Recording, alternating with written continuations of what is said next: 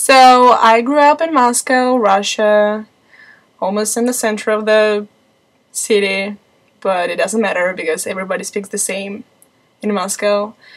And this is my third year in the United States, and I learned English here, so it's pretty much my third year speaking English.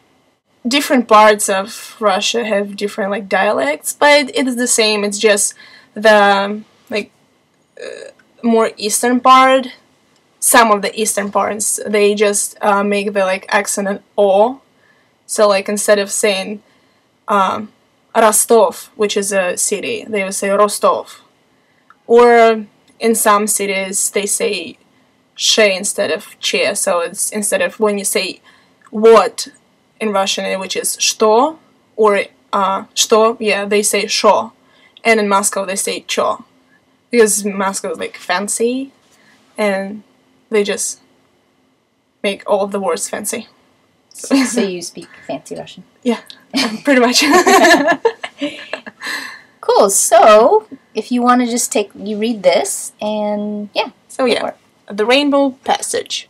When the sunlight strikes start again. When the sunlight strikes raindrops in the air, they act as a prism and form a rainbow. The rainbow is a division of white light into many beautiful colors. These take the shape of a long round arch with its path high above and its two ends apparently beyond the horizon. There is, according to legend, a boiling pot of gold at one end. People look, but no one ever finds it.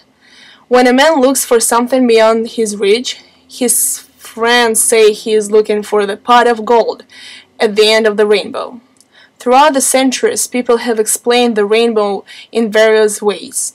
Some have accepted it as a miracle without physical explanation.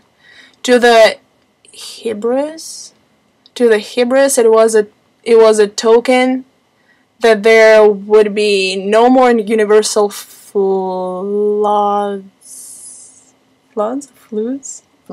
Yeah, you got it.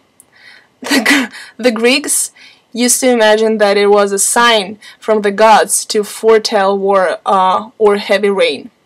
The Norsemen considered the rainbow as a bridge over which the gods passed from Earth to their home in the sky.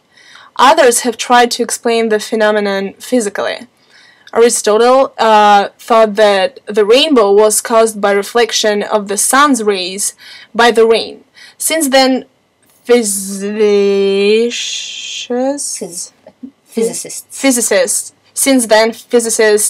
have found that it is not a reflection, but refraction by the raindrops which causes the rainbow. Many complicated ideas about the rainbow have been formed.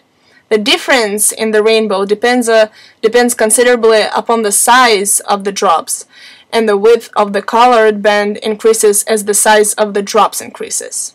The actual primary rainbow observed is said to be the effect of superimposition of a number of bows. If the red of the second bow falls upon the green of the first, the result is to give a bow with an abnormally wide yellow band, since red and green light, when mixed from yellow. This is a very common type of bow, one showing mainly red and yellow with little or no green or blue.